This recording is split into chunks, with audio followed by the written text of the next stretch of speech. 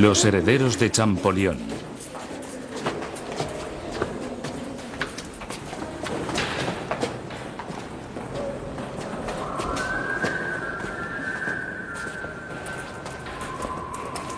Aunque la mayor parte de la gente conozca a Jean-François Champollion por haber devuelto la vida al antiguo Egipto al descubrir el secreto de los jeroglíficos, a él se debe también la creación en 1827 de las salas egipcias del Museo del Louvre, ya que en aquella época en que los hallazgos aún podían salir de Egipto, compró colecciones enteras para el museo. Su pasión se transmitió de generación en generación y la reciente reestructuración del Gran Louvre ha proporcionado una buena ocasión para replantearse esa herencia, como expone la responsable del Departamento de Antigüedades Egipcias. Se trata de una oportunidad única para poder reflexionar sobre los puntos clave de nuestro oficio. Cómo presentar las obras, a quién presentarlas, qué queremos transmitir, de qué manera comunicar nuestra concepción del arte y de la civilización egipcia. Y también se trata, en cierto modo, de imponer nuestros gustos, porque de hecho crear un itinerario de obras de arte, de obras emblemáticas, es muy subjetivo, supone sugerir al público un enfoque concreto. Todo esto es apasionante, pero además gozamos de unas condiciones excepcionales, ya que disponemos de nuevos espacios, tenemos a nuestra disposición medios técnicos y equipos actualizados. Es la segunda vez desde los tiempos de Champollion en que podemos aprovechar una reestructuración total.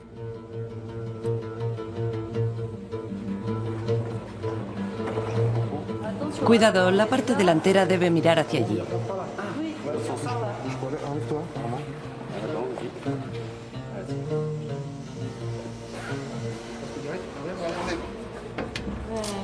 A él también le vendría bien una limpieza. Pero nadie se atreve a tocarlo.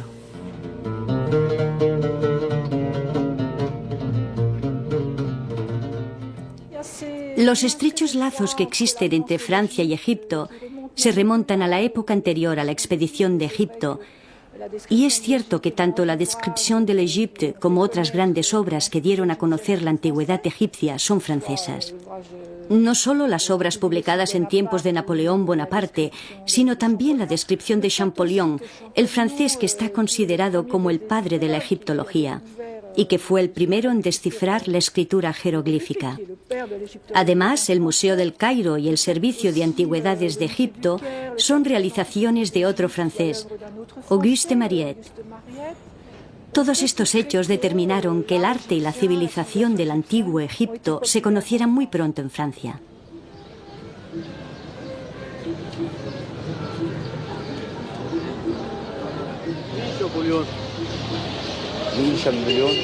شامبليون بونابرت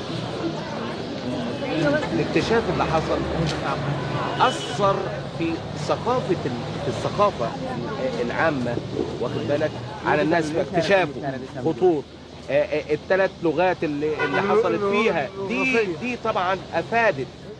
حجر رشيد هو السبب اللي فك الحروف الجغرافية كلها.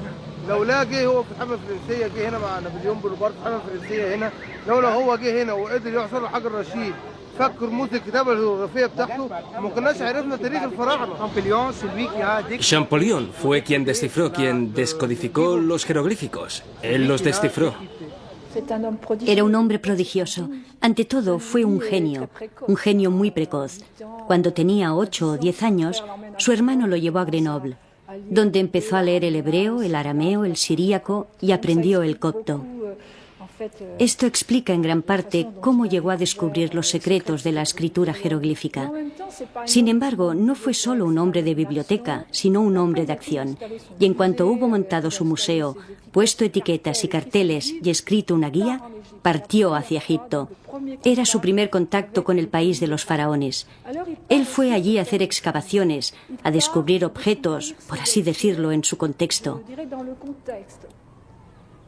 En su diario de viaje y en las cartas a su hermano, afirma que de templo en templo y de estela en estela va verificando su sistema. De hecho, lo que verifica es su genial intuición. Para él los monumentos son como un libro abierto. Lee en ellos la sucesión de los reyes, el curso de los acontecimientos. Allí se me apareció toda la magnificencia faraónica, las más grandes obras que el hombre ha imaginado y realizado. Me abstendré de intentar describir nada, ya que caería en una trampa, o bien mis palabras no llegarían a reproducir ni la milésima parte de todo lo que se debe decir sobre estos objetos, o bien, si intentara hacer un tenue esbozo de ellos, por muy desvaído que fuera, se me tomaría por un entusiasta, o más bien por un loco. Baste añadir para finalizar que en Europa no somos más que liliputienses, y que ningún pueblo antiguo ni moderno ha concebido jamás el arte de la arquitectura en una escala tan sublime, tan vasta y tan grandiosa como lo hicieron los antiguos egipcios.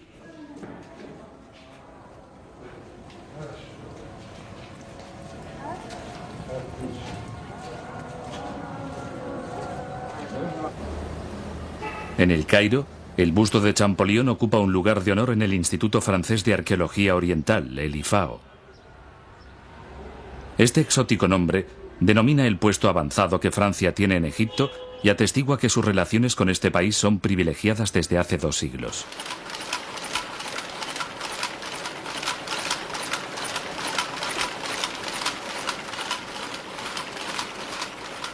Aquí todos coinciden en el amor por la civilización egipcia. En este punto convergen la investigación, las excavaciones arqueológicas y todas las iniciativas francesas en materia de egiptología que van acompañadas por un importante número de publicaciones.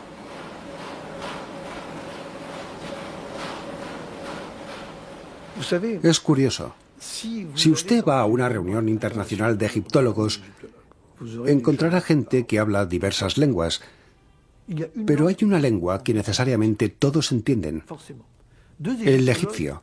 2 egiptólogos, por muy diversos que sean sus intereses, siempre conocen algún texto en común que se convierte en motivo de comunicación.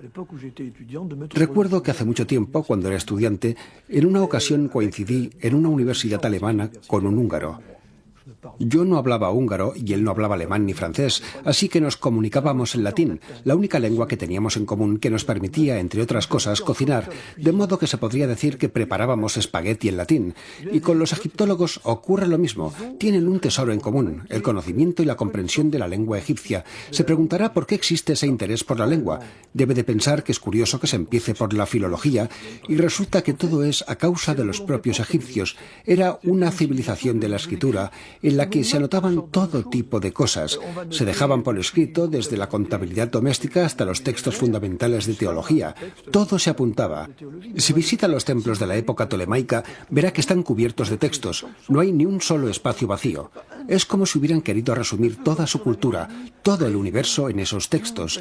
Y lo demuestra el hecho de que cuando el emperador Teodosio en el siglo IV cometió ese acto terrible que fue para Egipto elevar el cristianismo a religión oficial del Imperio Romano y, en consecuencia, mandó clausurar todos los templos de repente, condenó la escritura al olvido, dado que los templos eran el refugio, el lugar de producción y conservación de la escritura y, por tanto, de la transmisión de los conocimientos. Al cabo de 2 generaciones, la civilización egipcia había desaparecido, dejó de comprenderse su escritura y durante los siglos siguientes se observaron los monumentos egipcios sin entenderlos.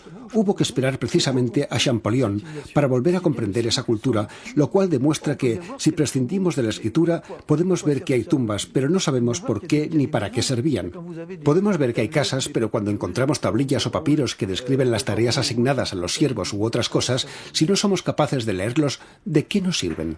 الجزء الثاني اللي هناك ده حاضر اقلب يا ام هاشم يا ام عزيم صلي عزيم صلي كمان صلي عزيم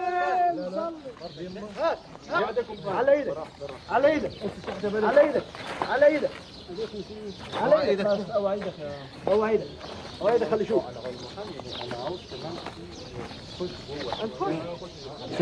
Es sobre Rameses.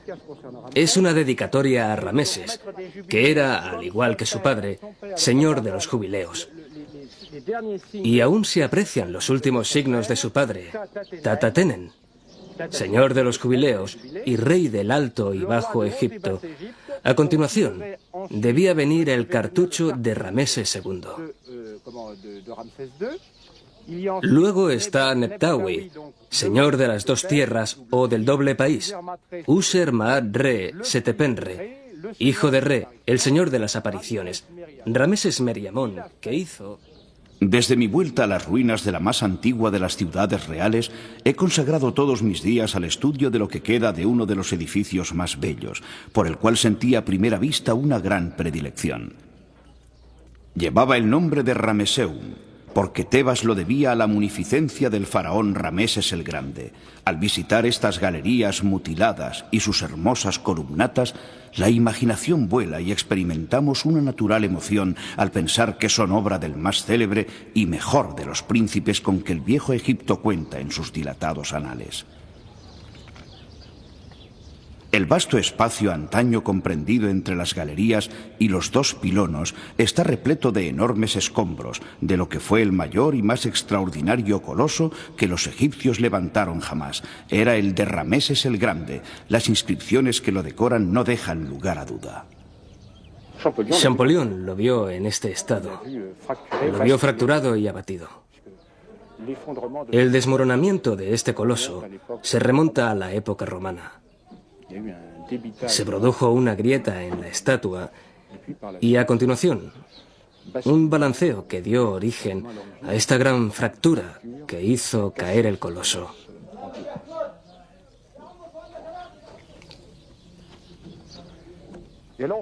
Más adelante, advirtieron que en los aledaños había 600 fragmentos pertenecientes al coloso. Pensaba que era una ranura para enderezar este lado. ¿Enderezar este lado? ¿Qué quieres decir? Para enderezar este lado, para volver a tallar este lado. Para volver a tallar este lado, pero allí estaba el pedestal. Hay que imaginar que allí delante había un zócalo de unos 2 metros. Los pies que tenemos aquí no están en su lugar. Todo esto iba encima del zócalo. Christian Leblanc dirige en Tebas una misión arqueológica franco-egipcia fruto de la colaboración científica entre el CNRS y el Museo del Louvre. Es el encargado de este templo funerario consagrado al culto de Rameses II, cuya identificación se debe al mismo Champollion. Su equipo, que aúna diferentes disciplinas, se dedica a la investigación y a la restauración del monumento, según el deseo de las autoridades egipcias. Arquitectos, geólogos, canteros, etc., se movilizan para intentar reconstruir este coloso. Si se observa cuidadosamente, hay mucho material. El objetivo de este proyecto no es conseguir... No se trata de reconstruir el coloso por el mero hecho de reconstruirlo. Exacto. Ese no es el objetivo.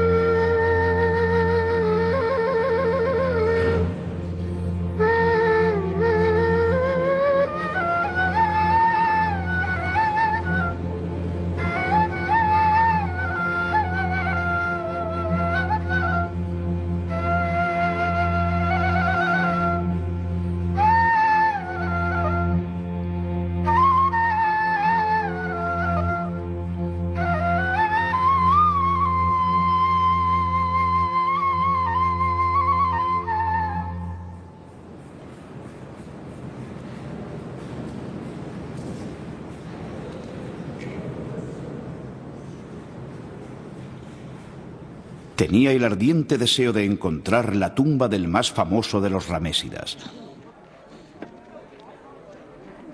La sepultura de ese gran hombre parece haber sido el blanco de diversos ataques, primero profanada por manos bárbaras y después devastada por los torrentes accidentales que han llegado a inundarla casi hasta el techo.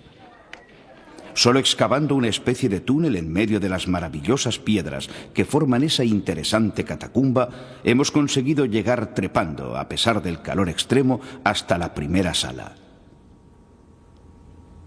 Parece ser que este hipogeo fue realizado a gran escala y decorado con esculturas del mejor estilo, a juzgar por las pequeñas porciones que aún se pueden ver.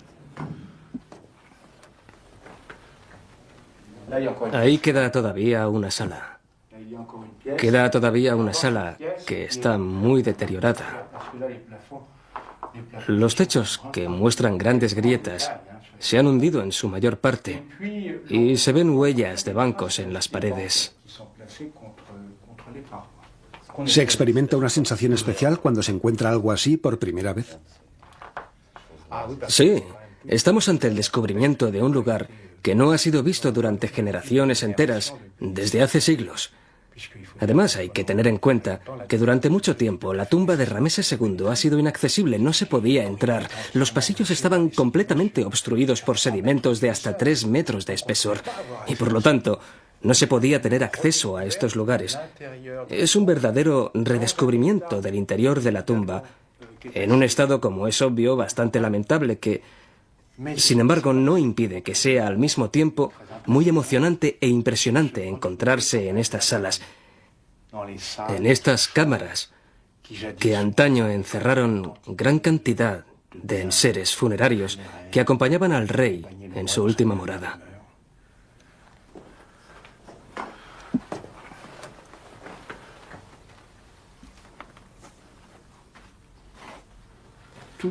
Todos nuestros predecesores, como Champollion y Lepsius, se acercaron a esta tumba, pero de hecho solo consiguieron entrar en el primer pasadizo, no pudieron penetrar más allá. Las excavaciones sistemáticas conducirán seguramente al descubrimiento del sarcófago de este ilustre conquistador.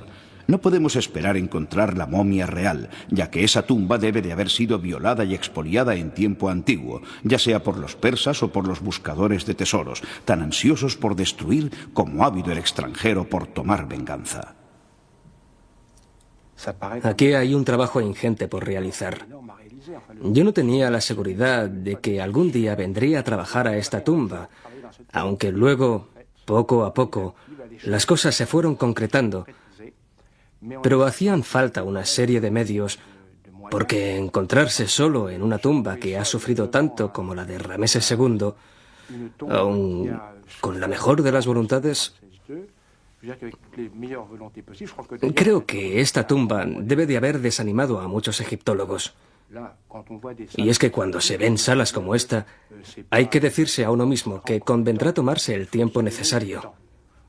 Hay que emprender la labor con calma, porque todo hace pensar que se trata de una tumba que nos va a aportar mucho, tanto a partir de lo que queda de su decoración, como también por los vestigios arqueológicos que todavía se encuentran en las salas. Y a fin de cuentas, nos permitirá conocer mejor el reinado de Rameses II y también la muerte de este faraón y, por tanto, cuáles fueron las decisiones que tomó en los últimos años de su vida antes de abandonar este mundo.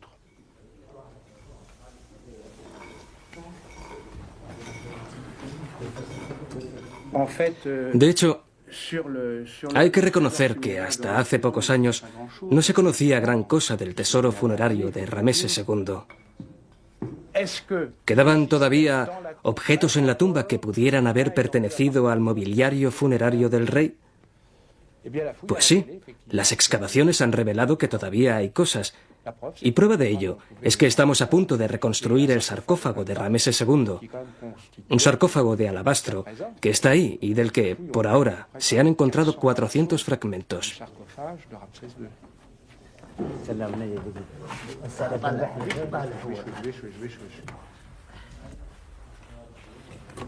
Veamos. نشوف إذا كان ما فيش رسم ولا حاجة. لا. Sin los medios con que hoy contamos, que permiten reforzar la tumba y llevar a cabo la restauración, nunca hubiera sido posible realizar las excavaciones ni llevar a cabo el acondicionamiento de la tumba de Rameses II. Cualquiera de los que trabajamos en esta tumba, en especial estos obreros que ven allí, sabe que el trabajo es duro y además arriesgado.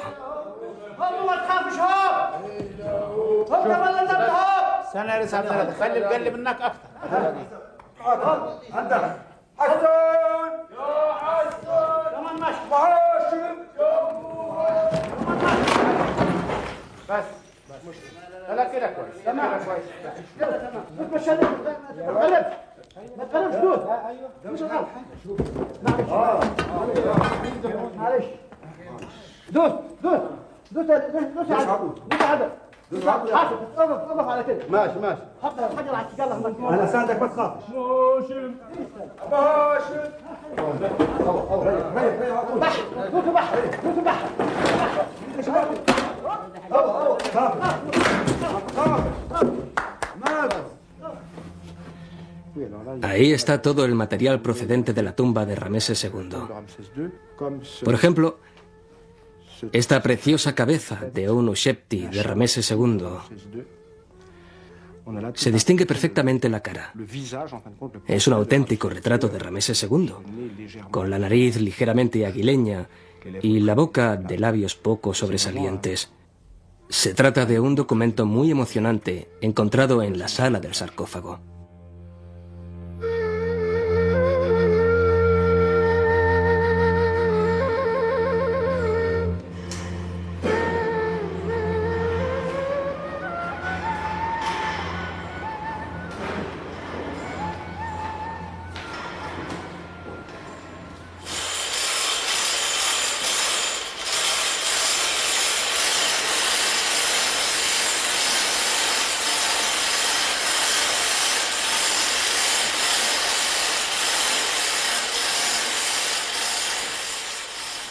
No se debe creer que los egipcios vivían fascinados por la muerte.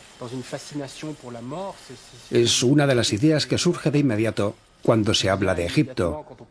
Sarcófagos, momias, el mundo de la muerte. Esa fascinación no existe. Los egipcios, como cualquier ser humano, detestan la muerte, la temen. Es la abominación, como dicen ellos. Y combaten la muerte a través de la relación con los vivos. Es decir, que intentan mantener, por todos los medios posibles, el contacto con la tierra de los vivos, como se la designa en los textos, por ejemplo, mediante la tumba, el culto funerario y el nombre, haciendo que se recuerde a la persona y también, a veces, a través de representaciones, ya sean escultóricas o de otro tipo. Esta es una vitrina diseñada para contener el ejemplar más extenso de lo que se suele llamar el libro de los muertos. Este ejemplar ha perdido su forma original, que era un único rollo, ya que a finales del siglo XIX fue pegado sobre estos grandes cartones que ven aquí. La vitrina ha sido concebida con la longitud suficiente para permitir la yuxtaposición de esos cartones, y ahora precisamente se están colocando en la vitrina los cartones, uno a continuación del otro.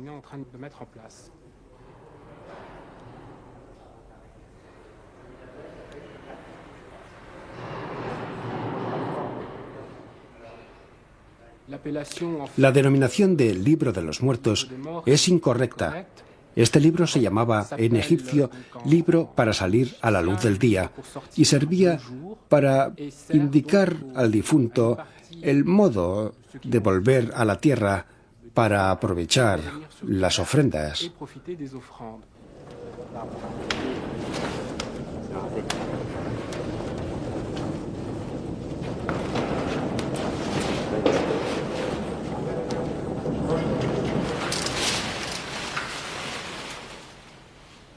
La verdad es que resulta emocionante conocer a la gente a través de sus escritos.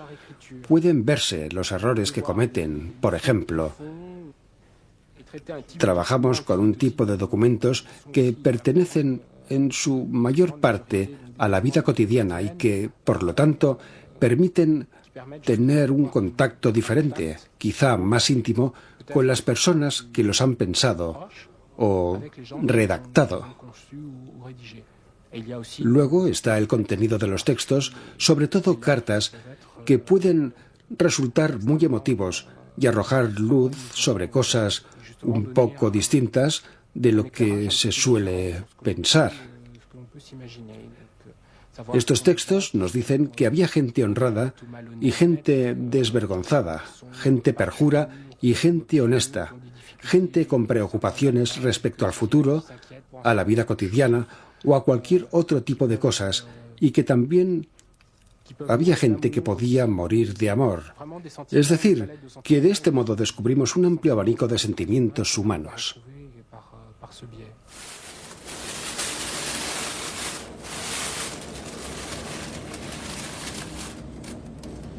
Estos cestos desprenden un olor especial. Huelen a los zocos de Aswan.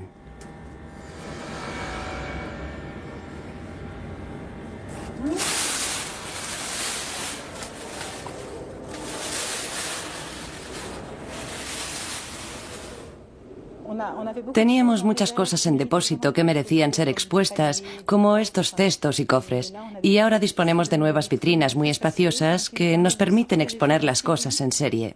Y estoy convencida de que cuando se ven las cosas en serie se tiene una visión de conjunto que refleja la realidad. Porque los egipcios no tenían un solo cesto en casa, sino decenas de cestos, igual que nosotros tenemos montones de cajas y de muebles. Lo que se encontraba con más frecuencia en sus casas eran estos cestos, así que expondremos un buen número de ellos para que adquieran un valor estadístico que refleje la realidad. El Instituto francés tuvo la suerte de excavar un poblado entero conservado en la montaña, el poblado de los obreros del Valle de los Reyes, Deir el Medina, y algunas de estas piezas proceden de allí, aunque también hay otras muchas que proceden de las tumbas. Porque si se hubieran hallado en el hábitat natural, en las estancias de las casas, se encontrarían en peor estado, en un estado deplorable, fragmentadas. La cestería solo puede conservarse en una tumba sellada donde durante miles de años no haya penetrado nadie, ni siquiera insectos o animales. Yo me dedico básicamente a la arqueología material. Es decir, que me interesa mucho excavar en Egipto, in situ, para poder extraer material de un determinado pueblo y de una determinada época y averiguar qué consumía la gente, si comían productos importados de otras regiones de Egipto, si compraban la vajilla hecha en otro lugar y en qué medida lo hacían. Es muy divertido. La arqueología material se complementa perfectamente con la arqueología que estudia las inscripciones. No es que los textos no den información valiosa, pero las inscripciones oficiales suelen contener mensajes que pueden ser tendenciosos, dado que, a fin de cuentas, son propagandísticos. La arqueología material, sin embargo, indica que en realidad hubo un incendio en aquel templo en cierta época y, por lo tanto, permite establecer contrastes y proporciona informaciones contradictorias, como en una investigación policial, en que hay que escuchar la declaración de la víctima, pero también hay que tener en cuenta los indicios objetivos, que son menos engañosos. Es decir, que entre las dos se complementan muy bien. En el ámbito de la religión tenemos lo que se ve en las tumbas, las inscripciones, las plegarias, y luego vemos las prácticas reales a través de los pequeños objetos que encontramos, pequeños objetos piadosos o supersticiosos. El conjunto forma un cuadro completo. ¿Qué son esos artilugios? Claro, como no hay etiqueta, no lo sabe. Necesitan etiquetas. El término clásico es cabecera, pero creo que vamos a llamarlo reposacabezas, porque como este tipo de objetos no pertenecen a nuestra vida cotidiana, la palabra dice poco. Cabecera es algo que va a la cabeza, algo que las personas usan para la cabeza, pero de hecho es un reposacabezas. De modo que emplearemos seguramente ese término, esas palabras, para aclarar un poco el concepto, porque en realidad los egipcios dormían con la cabeza apoyada ahí. Normalmente nadie se lo cree, pero es una práctica que todavía se da en Japón y también en África, aunque a los occidentales les cuesta imaginarlo. Estos son cabezas del dios Bes, que es una especie de monstruo. Supongo que ya lo conoce. Es como un gnomo que saca la lengua, aunque no siempre. Unas veces sí y otras no. Es un genio, un dios protector, un dios de la familia.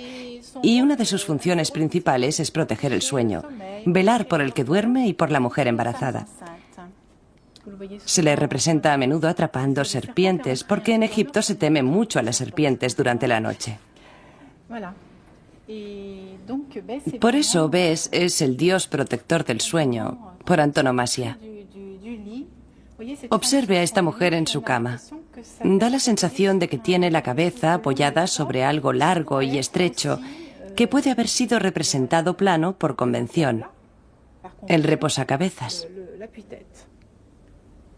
¿Se toma cariño a estas piezas, manipulándolas a diario?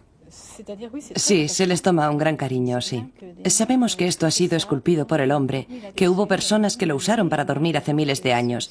Y debo confesar que para mí el contacto directo con el pasado es un verdadero viaje en el tiempo. Cuando era niña, quería viajar en el tiempo y creo que la mejor manera de conseguirlo es trabajando como arqueóloga. Es una manera de conectar directamente con el pasado.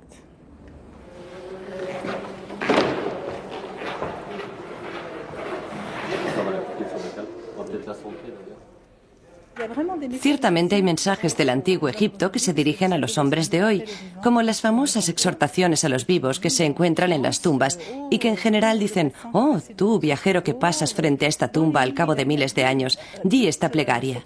Haz una ofrenda de pan y de cerveza para el alma del señor tal, es decir, del muerto. En el caso de esta figura estaba previsto que el visitante fuera exhortado mucho después de la muerte del difunto en la capilla de la tumba. ¿Por qué no hacer lo mismo aquí, en el museo? De manera que el visitante participe en la eternidad del difunto.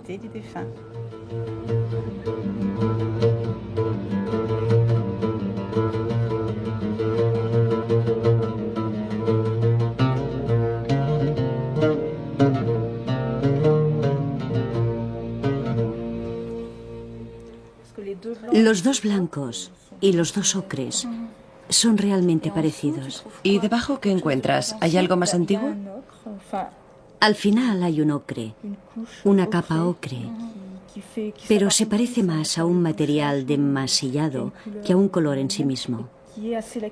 La capa está aplicada de forma irregular sobre otra capa muy caótica. Lo mejor de todo es que debajo hay un trazo de grafito que forma el rabillo del ojo. ¿Que lo dibuja? El ojo en realidad está dibujado con grafito. Es un grafito completamente normal, como el de hoy en día. Hay que asegurarse de que la cara es la suya. Creo que lo único que nos sacaría de dudas ahora mismo sería una radiografía. Silvia está dispuesta a hacer los análisis y luego al final harán una radiografía total. Ah, es fantástico. Sí, eso estaría muy bien. También es importante analizarlo con infrarrojos y con rayos ultravioleta. Sí, desde luego. Si por casualidad hubiera una capa debajo, podríamos descubrir la forma real del ojo. Eso estaría bien, pero que muy bien. Después podemos compararlo con el sarcófago de Padiouf, con la textura del ocre y sobre todo con el interior de esos ojos incrustados. De hecho, las obras siempre son más hermosas cuando no ha habido intervención moderna, siempre. En general, es mucho más auténtico el original. Así que si los resultados de los análisis no fueran buenos con respecto a Besenmuth, creo que deberíamos sustituir en la exposición a Besenmuth por Padiouf, que también es un hombre, imberbe y de la misma época.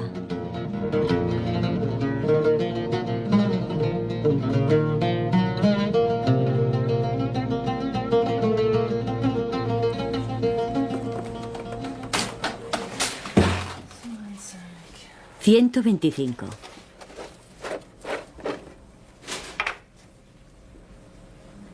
¿Tú crees? Me parece mucho, pero poniendo esto, más o menos creo que ya está.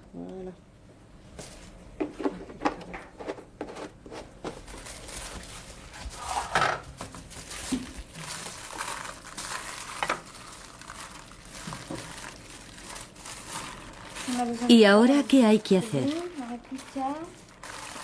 Aspirar con la jeringa y luego inyectarlo.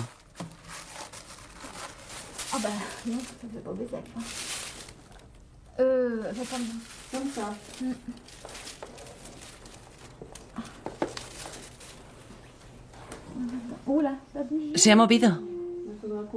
Luego tendremos que volver a estabilizarlo.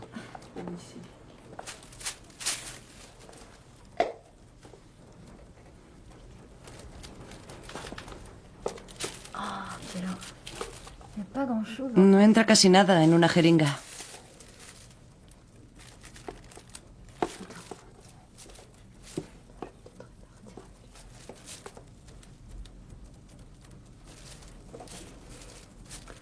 Hace falta mucho. Nosotros estábamos trabajando en un sarcófago y propusimos a la señora Delange estabilizarlo con una cuña. Pensamos en todo el proyecto y finalmente lo aplicamos a todos los sarcófagos. Nos dijimos, vale la pena estabilizarlos todos, será mucho mejor.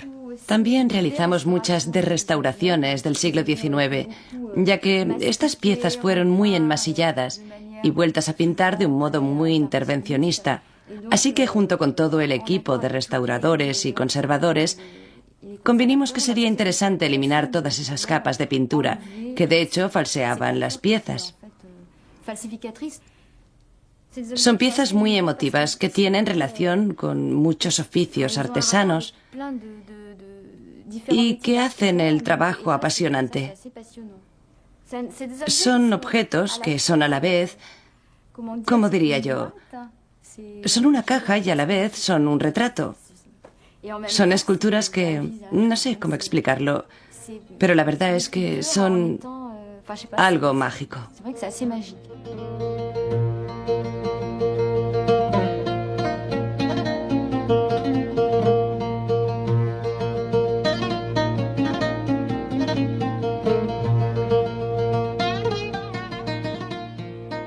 Originalmente, los sarcófagos estaban así, de pie. No, es evidente que estaban en posición horizontal, dispuestos horizontalmente en la tumba del individuo a quien pertenecía la sepultura. Pero existía un rito en concreto, en el momento del entierro, que consistía en recibir lustraciones para que los ojos y la boca se abrieran mágicamente. Es el rito de la apertura de la boca y de los ojos para poder vivir en el más allá, para poder respirar, ver y seguir viviendo eternamente. Durante ese rito estaban de pie, así que se parecía a lo que pasa en los cigarros del faraón de Tintín. La idea original es la misma, la que reflejan los dibujos de Tintín. Paradójicamente, es una idea originaria del señor de Senival, que consideró que era una manera de presentarlos muy bonita, muy animada. De algún modo intentó representar los cigarros del faraón, incluso aquí en el Louvre. Estos 5 elementos pertenecen a la misma gran dama del reino de Tanet Herreret, que data de la 21ª dinastía. Busca la protección de todas las formas divinas imaginadas por la religión egipcia, ya que proceden de la imaginación y no de la revelación. Acabamos de escalar la montaña y al alcanzar la meseta pudimos formarnos una idea de la destrucción de que habían sido objeto desde hacía siglos las sepulturas de los menfitas.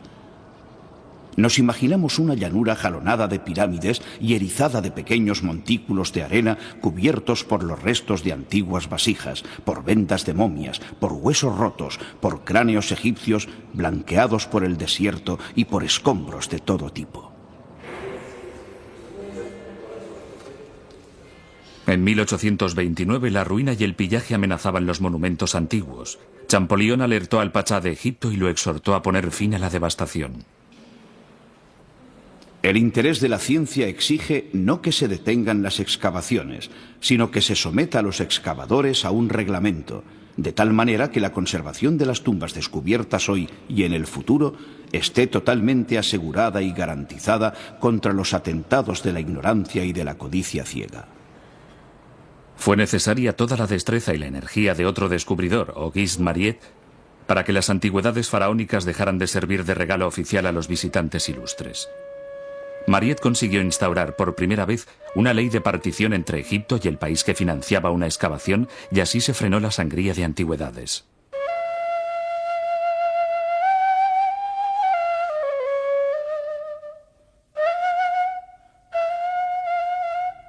El segundo gran personaje, por tanto, es Auguste Mariette, que trabajaba en el departamento egipcio y a quien el museo envió en 1850 para adquirir papiros. La misión salió mal porque los ingleses habían llegado antes que los franceses y habían surgido problemas con los monjes de los monasterios del Sinaí. Así que, provisto de un pequeño peculio, Mariette decidió contratar a unos obreros y ponerse a excavar. Esa fue una de las grandes aventuras de la egiptología, dado que supuso el descubrimiento de esfinge en esfinge de la sepultura de los toros sagrados Apis, el llamado Serapeo, y de las tumbas excavadas en los riscos de Saqqara. Más adelante, a medida que los trabajos avanzaban, descubrió también las necrópolis, los cementerios de la época de las pirámides. Y así fue, gracias a la primera excavación sometida a la ley de partición, cómo llegó al Louvre el primer escriba sentado.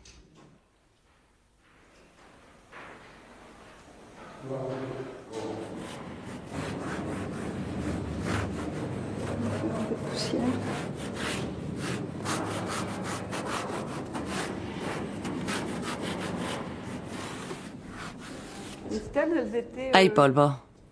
Estas estelas estaban incrustadas en las paredes del Serapeo. Ahora en Egipto han quedado los agujeros. Es una lástima.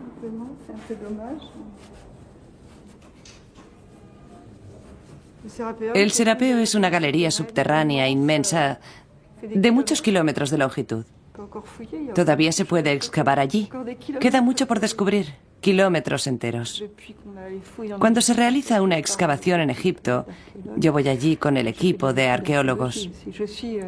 De hecho, yo también he estudiado arqueología y soy egiptóloga de base, aunque más tarde me especialicé en la restauración, pero mi formación es en egiptología. Es bastante apasionante encontrar el objeto en bruto, recién salido de una excavación. Es un verdadero placer para un restaurador. Es intrigante, es un verdadero suspense, porque en un museo todo está más o menos publicado, todo se conoce. En cambio, la arqueología sobre el terreno es fascinante. Y además te proporciona el contacto directo. Nada puede sustituir el contacto con el terreno. Sentimos los objetos, la vida de todos esos objetos que hay alrededor. Es formidable. Porque aquí en los museos se ven expuestos como obras de arte en peanas o en vitrinas, mientras que allí se encuentran en su lugar propio, en la arena. Y además allí entras en contacto con la realidad cotidiana. Das un salto en el tiempo. Es genial. La tarea llevada a cabo por Mariette es admirable, ya que en pocos años hizo muchas cosas. Dio la vuelta a Egipto, descubrió gran cantidad de monumentos. Es algo que no se puede ni imaginar. Y Champollion fue todavía más extraordinario. Sacar de la arena todos esos monumentos, uno tras otro, es fascinante. Sobre todo teniendo en cuenta que nosotros contamos con muchos más medios. Imagínese a los grupos de obreros de Mariette. Debían de ser miles de egipcios con sus pequeñas cestas y sus herramientas para rascar. El ambiente debía de ser extraordinario en medio de los cantos que siempre susurran los obreros. Se establece una gran comunicación. Se comparte todo cuando se convive en el desierto.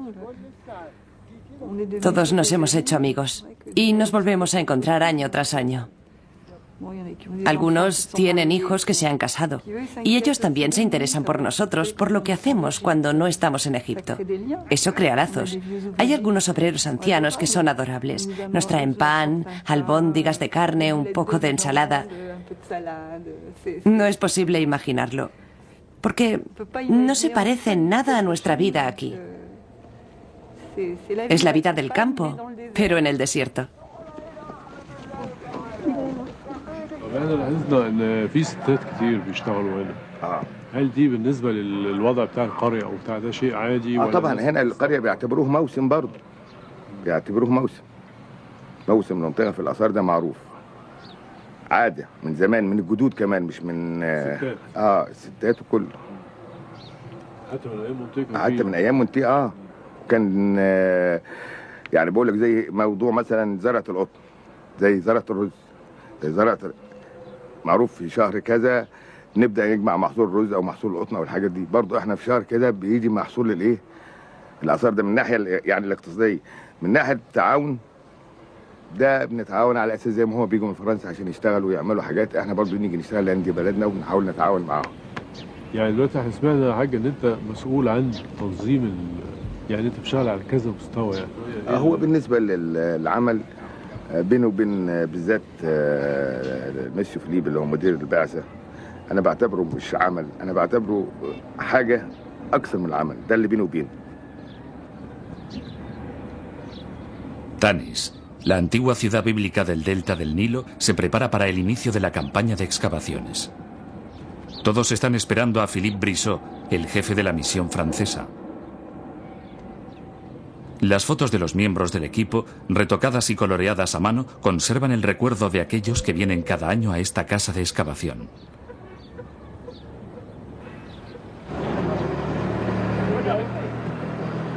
En breves momentos, en presencia de los responsables egipcios, se procederá a la apertura de los precintos que protegen los almacenes donde se conservan los objetos obtenidos en las excavaciones.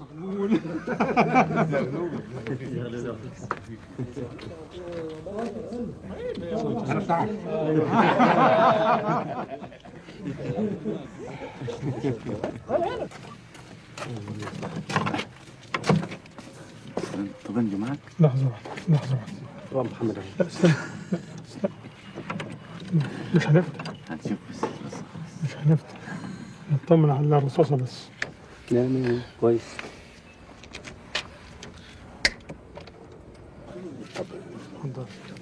انت الاول.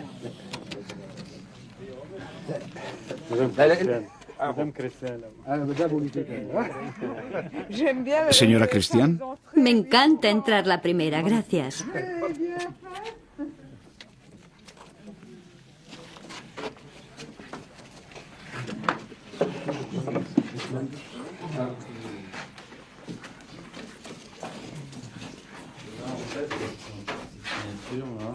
Estamos firmando el atestado de apertura del almacén.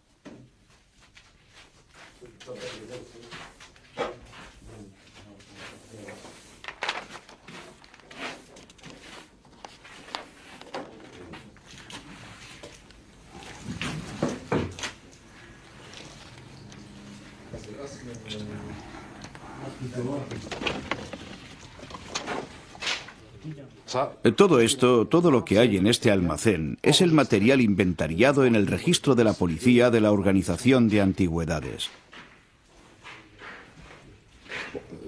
Todo esto está muy deteriorado, extraordinariamente fragmentado, pero es muy expresivo. Y visto con ojos mínimamente expertos es muy emocionante. Podemos imaginar la violencia de los golpes que ha sufrido.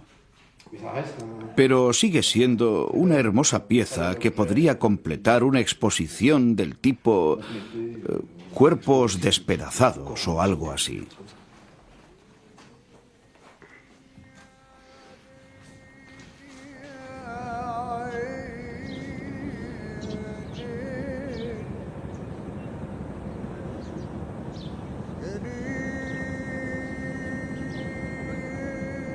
El yacimiento de Tanis fue visitado por los sabios de la expedición de Bonaparte, pero las primeras excavaciones serias fueron realizadas por Mariette.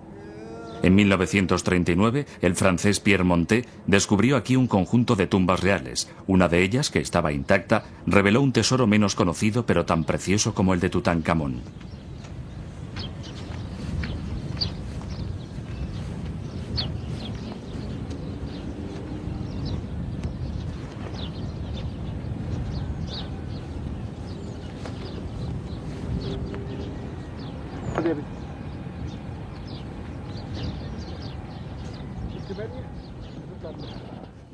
El objeto de nuestro trabajo consiste en encontrar objetos y analizar la estructura de los terrenos, pero no como fin, sino para intentar comprender cómo vivían los egipcios en esa época.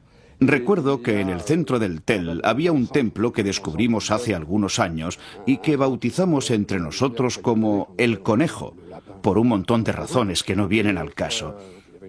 Había una zanja que medía varias decenas de metros de largo por varios metros de ancho y 3 o 4 metros de profundidad. Y cuando retiramos toda la arena que la cubría, nos vimos transportados unos 2000 años atrás, a la época en que los obreros que excavaron los cimientos salieron de la zanja para echar dentro la arena.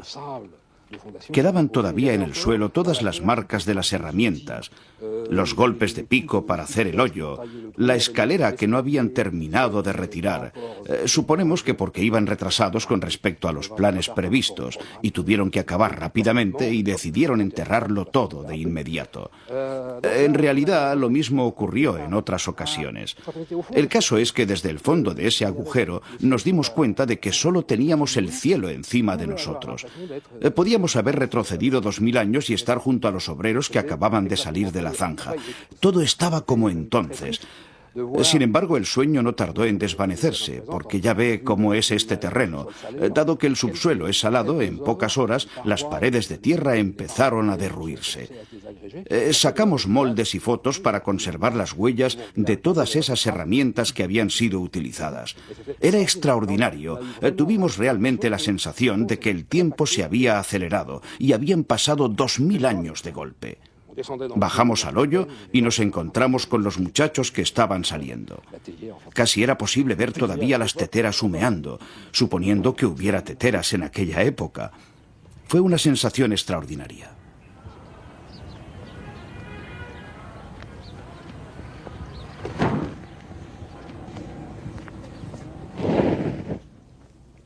La primera hipótesis que planteamos fue si existieron tumbas aquí. ¿Fueron construidas esas tumbas o no? Y si fueron construidas, ¿fueron destruidas después? ¿Estaban esas tumbas relacionadas con la familia real o eran tumbas de nobles o de particulares? Y de momento no tenemos respuestas para estas preguntas. Todo son hipótesis. Hay una hipótesis que nos hace soñar.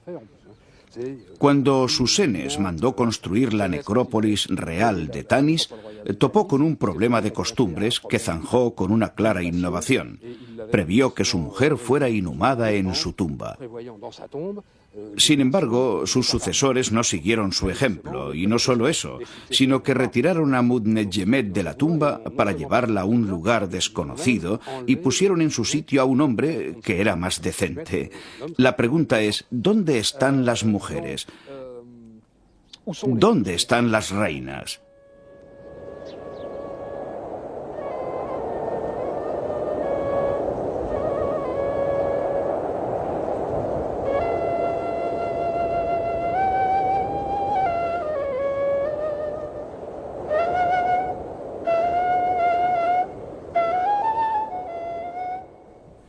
Hay que hacer una verdadera investigación policial para encontrar un lugar determinado. Primero hay que cotejar todas las publicaciones, comprobar la menor anotación o reflexión de un arqueólogo.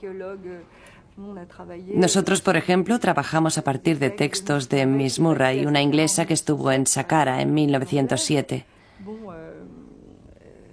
2 líneas suyas nos permitieron localizar aproximadamente el lugar en que Mariette había desenterrado la capilla de la Mastaba, que ahora se encuentra en el Louvre.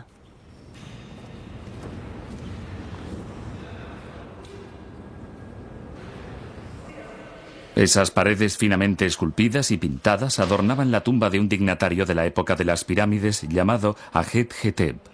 Llegaron al Louvre en 1903.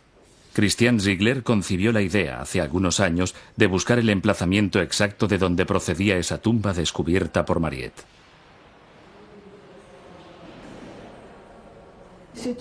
Es una tradición que se remonta al nacimiento del departamento egipcio, ya que Champollion, una vez inaugurado su museo, se fue a Egipto. Y tradicionalmente los conservadores o bien dirigen yacimientos o bien participan en excavaciones organizadas concretamente por el Instituto Francés del Cairo, que está todo el año en Egipto. ¿Por qué? La razón es sencilla. Siempre se produce un trasiego de objetos entre el museo y Egipto, porque a menudo los objetos han perdido sus raíces, sus orígenes, ya sea porque están fragmentados o porque, incluso estando enteros, forman parte de un todo que ha desaparecido.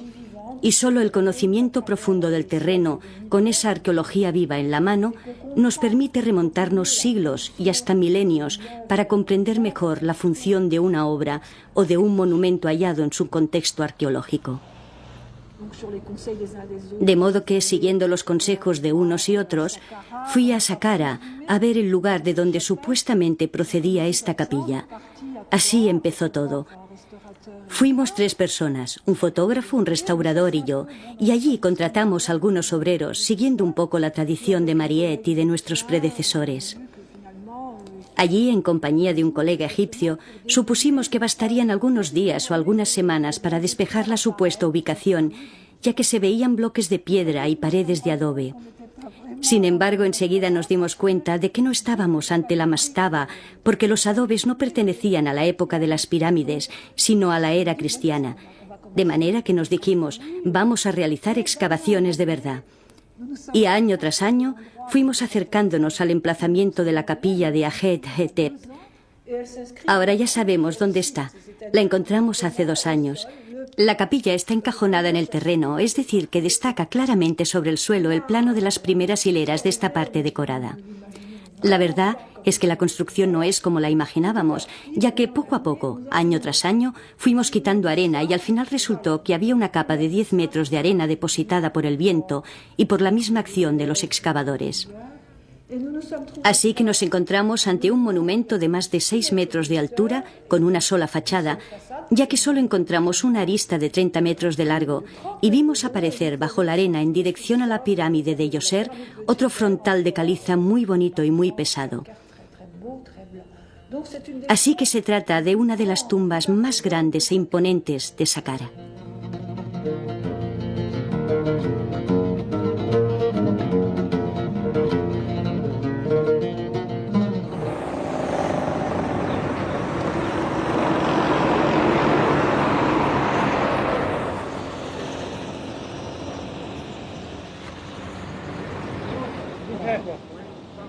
El 4 de septiembre de 1829, Champollion, agotado, abandonó Egipto, donde acababa de pasar un año.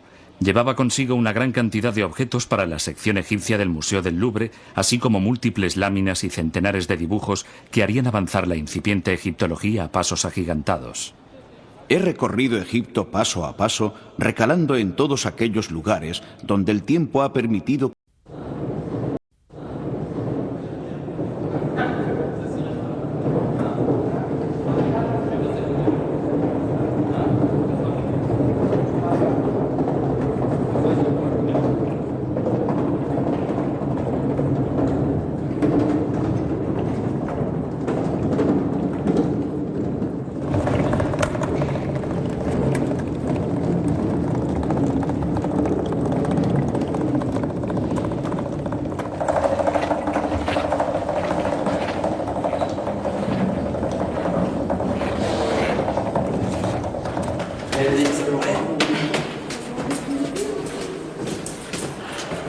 Los herederos de Champollion.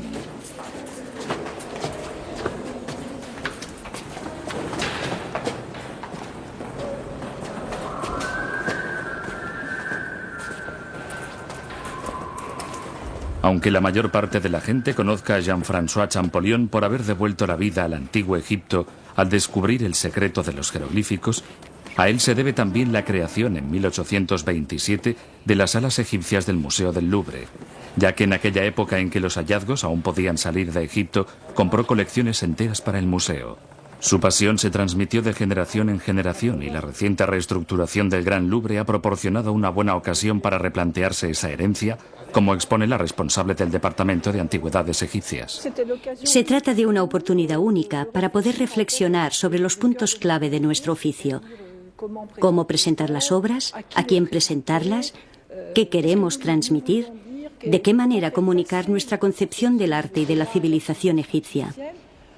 Y también se trata, en cierto modo, de imponer nuestros gustos, porque de hecho crear un itinerario de obras de arte, de obras emblemáticas, es muy subjetivo, supone sugerir al público un enfoque concreto. Todo esto es apasionante, pero además gozamos de unas condiciones excepcionales, ya que disponemos de nuevos espacios, tenemos a nuestra disposición medios técnicos y equipos actualizados. Es la segunda vez desde los tiempos de Champollion en que podemos aprovechar una reestructuración total.